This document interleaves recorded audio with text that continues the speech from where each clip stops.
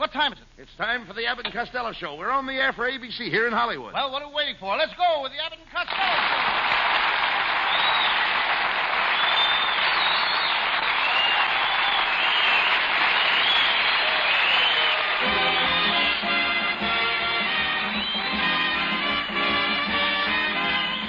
Yes, it's the Abbott and Costello Show, produced and transcribed in Hollywood for your listening and laughing pleasure. Chuckles with a carload and music by Matty Malnick. So hold on to your chairs, folks, for here they are, Bud Abbott and Lou Costello.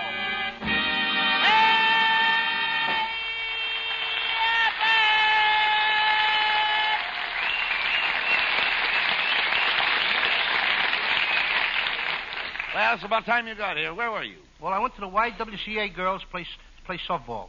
And one girl was running to third base. She slipped and fell and landed in my lap, and boy, was I mad. Why? The umpire made me put her back in the game. Yeah. Was she a pretty girl? Oh, pretty. Abbott, she was gorgeous. I made a date with her after the game, and brother, did she send me. She did? Yeah, but when I got back, she wasn't there.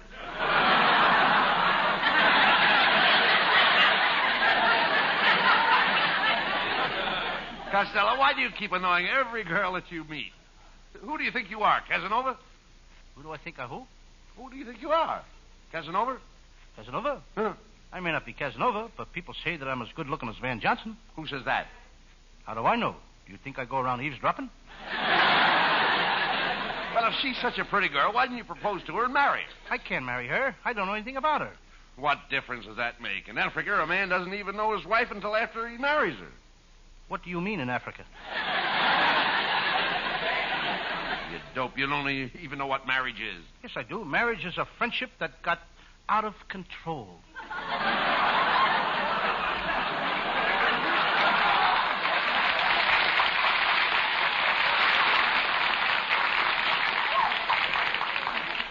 Costello, you shouldn't have any trouble Lou, you shouldn't have any trouble getting married. Do you know that out here in Hollywood, there are 2 girls for every man? 2 girls for every man? Are you sure? Certainly. Then some dirty sneakers got 4. Costello, it's no use. You'll never get a girl until you settle down and become a man of regular habits. I am a man of regular habits. Then how come you were out until 4 o'clock this morning with that redhead that lives next door? That's one of my regular habits. Costello, I can't understand how girls go out with you in the first place. Abbott, it's my terrific magnetism. You've got magnetism? Yes, last week I picked up 2 blondes, a redhead, a brunette, and a rusty nail. Why don't you be like me, Costello? I've got a way with women. You haven't got away with many lately. Is that so? I happen to be the reason that women leave home. Yes, the day you were born, your mother took one look at you, and she hasn't been back since. Oh, get him out of here.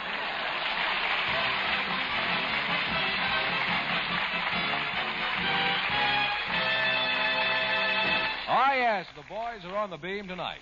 And they'll be back on it in just about 1 minute. But first, let's hear this.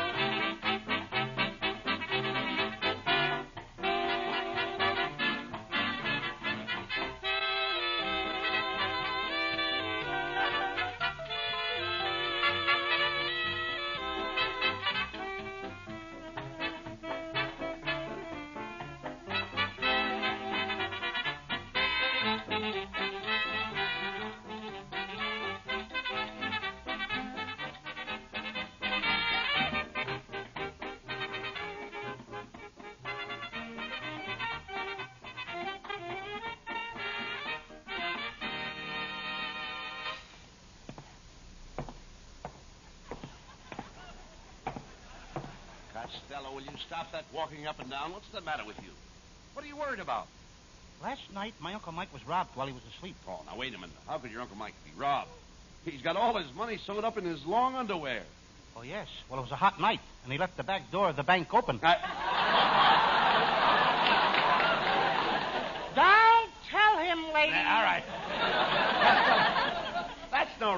you should worry. No? No. Well, when I get on the next page, I'll find out why not. Okay, well, you find out. Oh, no, huh? Well, I got plenty of reasons. Saturday night, they arrested my Uncle Jim Kelly. He broke into a grocery store and he stole $390. Well, why did he do it? The poor guy was hungry. Well, if he was hungry, why didn't he steal all the money, Lou? Why didn't he steal some groceries or something? He's a proud man, Abbott. He likes to pay for everything he gets. And besides, he needs the money to buy a new car. Oh, wait a minute. He'd be better off without a car. Costello, it's very dangerous driving in California. You're telling me? In Los Angeles, you have to drive for 5 people. The one in front of you, the one in back of you, and the ones on each side of you. Oh, wait a minute. That's only 4 cars. Where's the 5th? She'll pull out in front of you any minute.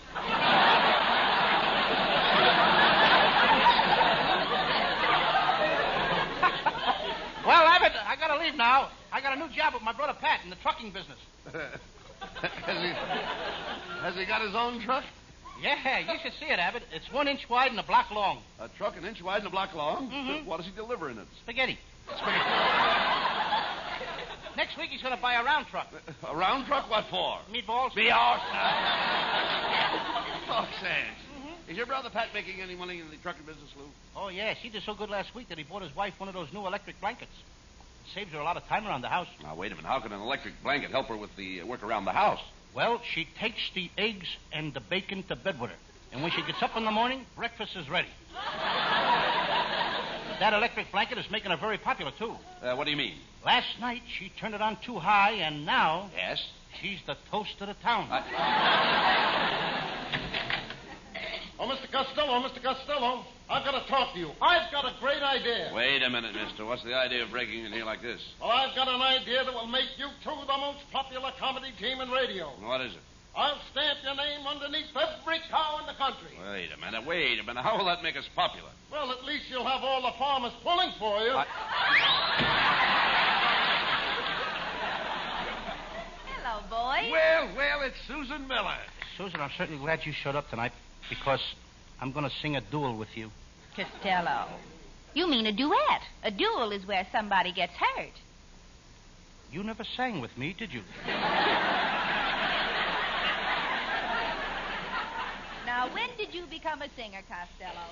Well, I don't like to brag, but would you believe that I taught Bing Crosby how to sing? No, I wouldn't. You're right, but once in a while I catch a sucker. Costello, you don't know the first thing about music. Well, I'll have you know what I studied music. Nah. I went to a singing school. I used to study until I was blue in the face, and then the teacher presented me with a medal. For being the best singer in the class? No, for having the bluest face.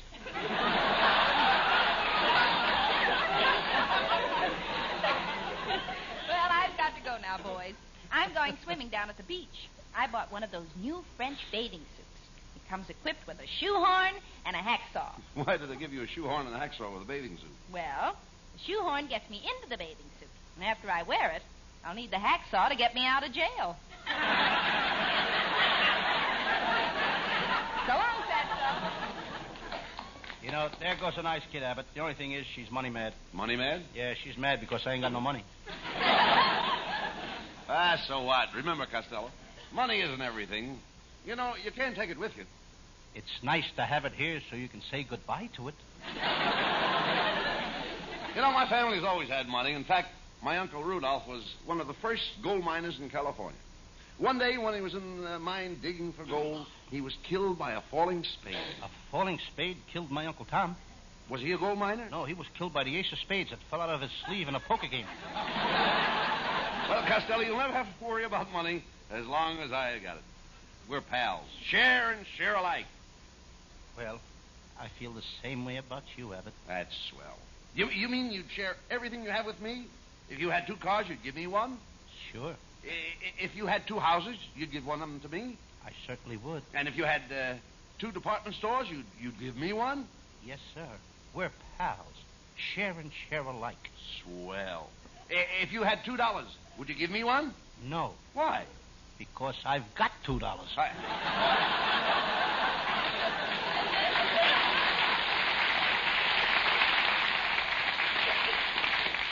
So that's the way you feel, eh? I thought I was your pal. Are you trying to tell me that money means more to you than I do? I didn't say that, Abbott. Well, does it? Yes.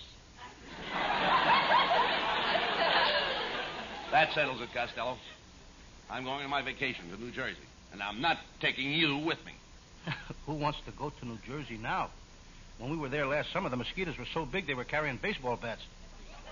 I woke up in the middle of the night, and two of them were sitting on my stomach holding a conversation. Oh, now, don't be silly. Mosquitoes can't talk. Don't tell me. These two were certainly chewing the fat.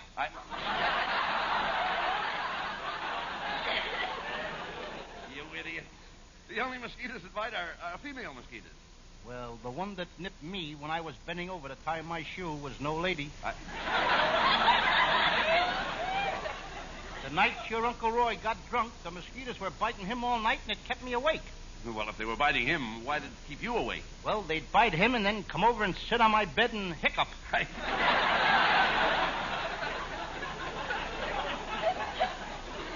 Well, Costello, on second thought, I don't think I'll go to New Jersey. I need a complete rest where nobody will bother me, where the name Bud Abbott means nothing. Oh, you're staying in town, eh?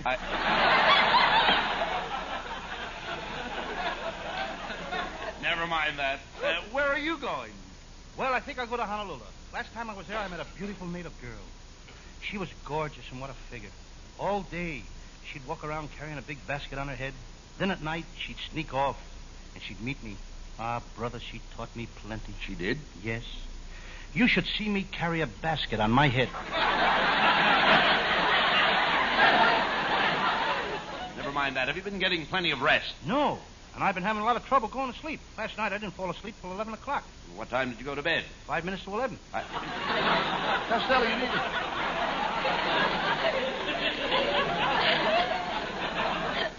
Costello, you need a vacation. You've got to stop running around with girls. It's affecting your brain.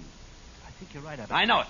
Last night I had a date to pick up a girl at Hollywood and Vine. I drove down to Hollywood and Vine. Then I went to dinner, and all during dinner I felt as if I'd forgotten something. Then to a movie, and all through the movie I felt as though I'd forgotten something. Then I drove to Griffith Park, and I started to neck, and I still felt as if I'd forgotten something. Then I went home, and I remembered what I forgot. What was it? I forgot to pick up the girl.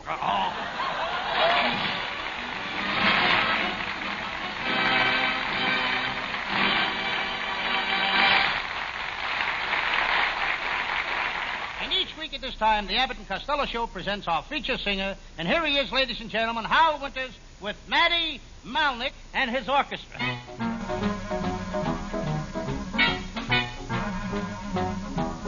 Brush those tears from your eyes and try to realize that the ache in my heart is for you. Brush those tears from your eyes and try to realize that from now on I'll always be true. I went away, but I didn't mean to stay, and I will regret it until my dying day. Brush those tears from your eyes and try to realize that the ache in my heart is for you. I went away, but I didn't mean to stay, and I will regret it until my dying day. Brush those tears from your eyes and try to realize that the ache in my heart is for you.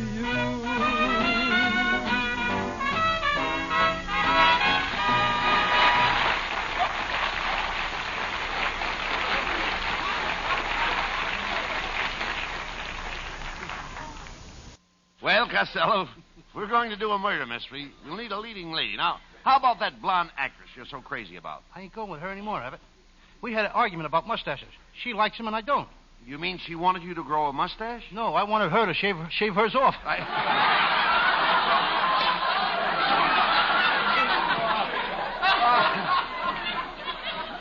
I thought she was rather pretty. She has such pearly white teeth. Yes, and when we broke up, I asked her for a picture of her face so I could remember her lovely teeth. Well, did she give you the picture?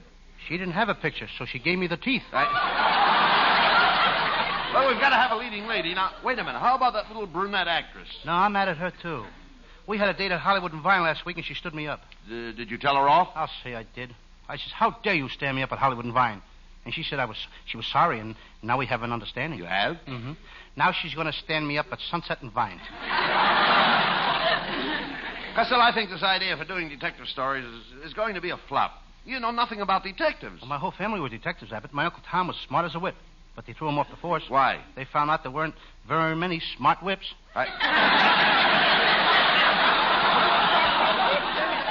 I don't believe that. Why did Tom really get thrown off the force? Well, if you must know, he was taking bribes. He used to put the money in his shoes, and the chief found it out. If he put the money in his shoes, how did the chief find out? He got 18 inches taller the first week. Who else in your family were detectives? Well, my twin uncles, Gus and Billy. They joined the force on the same day. Billy's first assignment was to find a gorgeous secretary who had stolen $1 million from her boss. What was Gus's first assignment? To find Billy.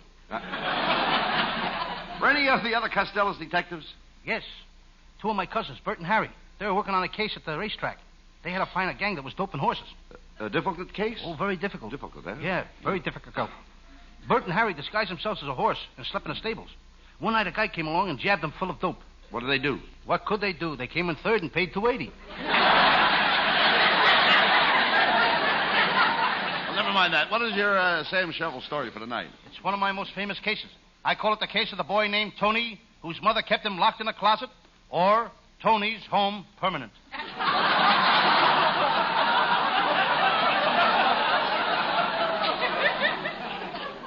Sounds interesting. Well, let's get on with the case. And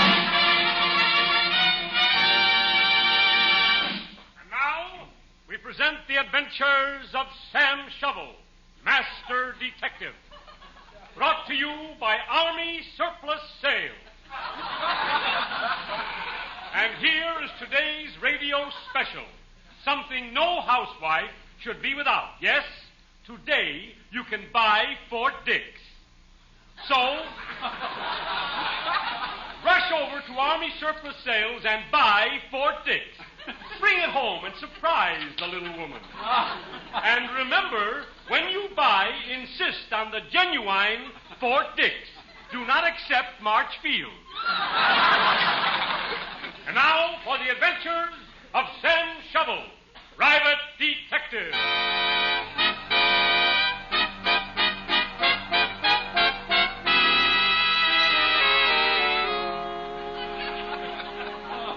Yes?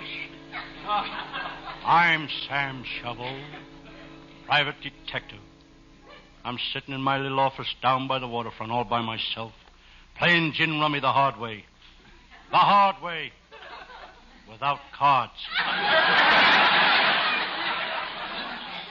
I've been playing for 2 hours, and I owe myself $900. And I'm worried. I know I'm not good for it.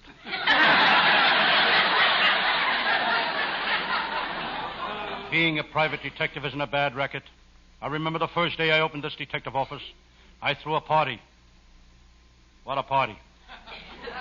I bought a carton of beer, and as I was carrying it up the stairs, I tripped. All the bottles were broken. Beer was leaking all over me. Everybody cheered and congratulated me. I had broken my first case.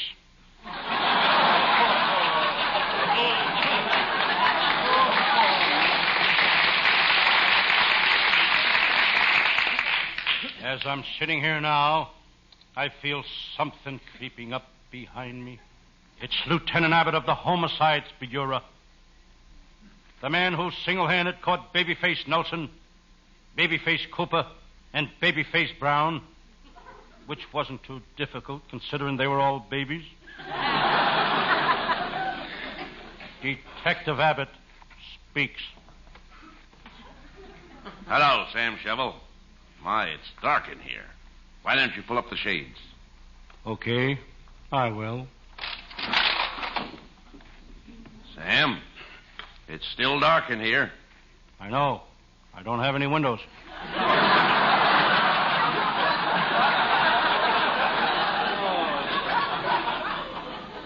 Just look at your office.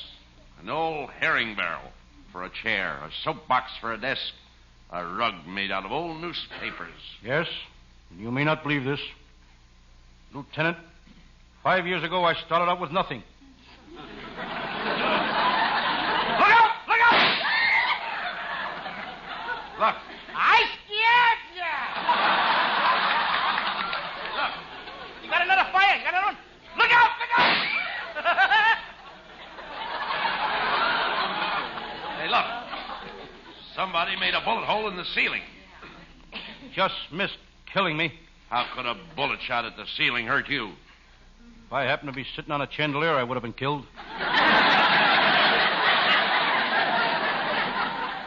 Shovel, what made you go into this dangerous business? The prizes. There's prizes in the detective business? Sure. If I'm lucky, I may get to be Ellery Queen for a day. Look out! They're awake.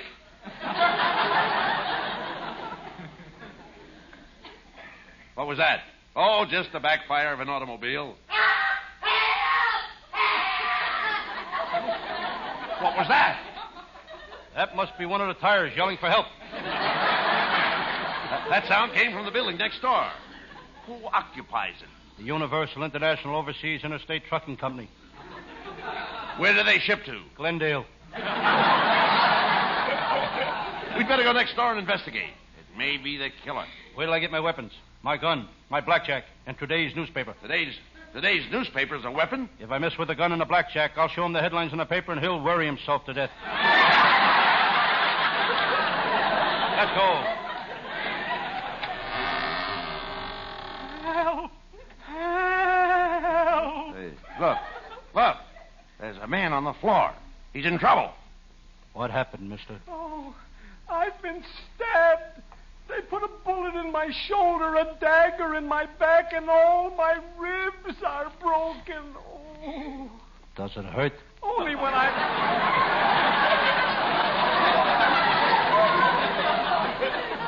Does it hurt, mister? Only when I laugh. Come, man. Tell us who stabbed you.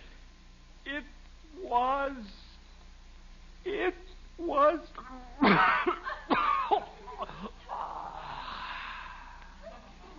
This man is dead. We've got to find out who the killer is. I know.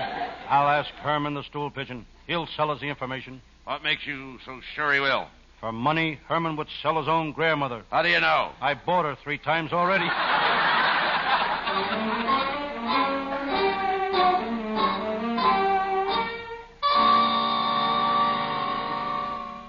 Well, I left Lieutenant Abbott and went looking for Herman the stool pigeon.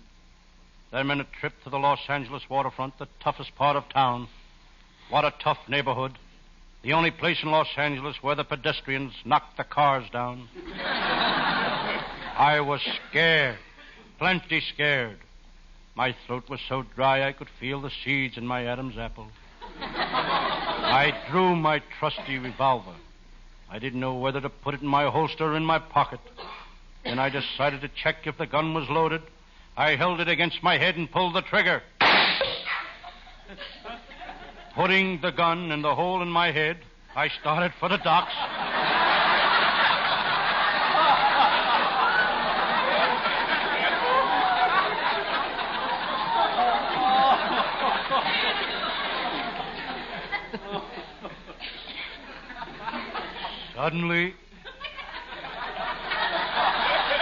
Suddenly, I heard a voice.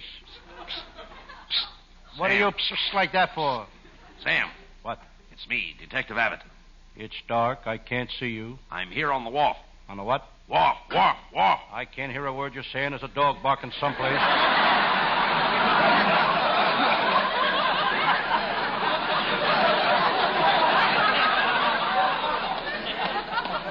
I looked up. Waterfront Lil was standing beside me. She was more beautiful than ever. She spoke. Hello, Sam. Hello, Miss Waterfront. Call me Lil, you gorgeous hunk of man. Okay, Lil, you gorgeous hunk of man.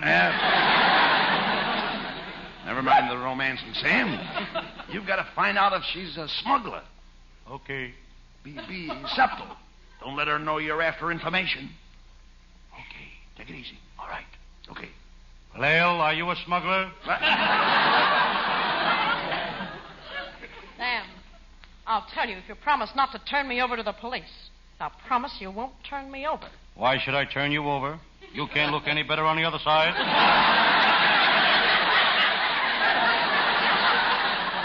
Well, Lil, I got you at last. I'm taking you in. Oh, no, you're not. You'll never take me alive. Quick, Sam, put the handcuffs on her. She got me.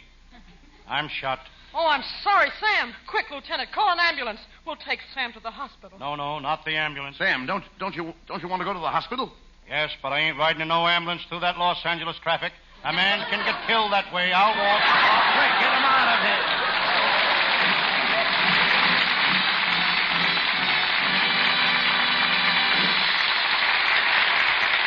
Keep the house lights down, boys. We'll have a curtain call by Abbott and Costello after a final reminder on this subject.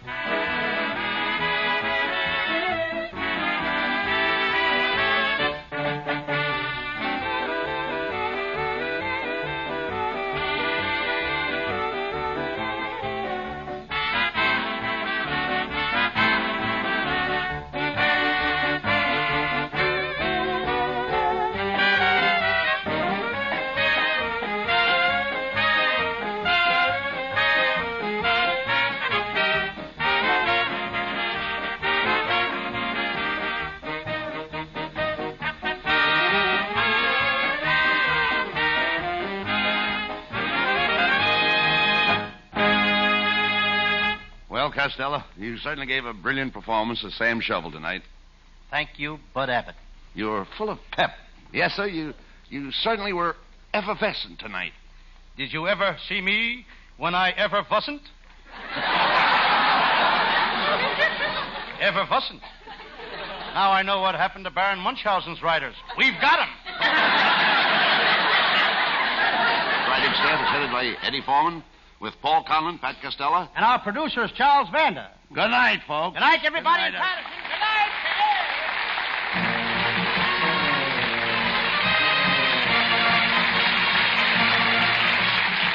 Listen each Thursday night at this time for another great Abbott and Costello show, produced and transcribed in Hollywood. Be sure to stay tuned for the outstanding entertainment which follows throughout the evening on this ABC station.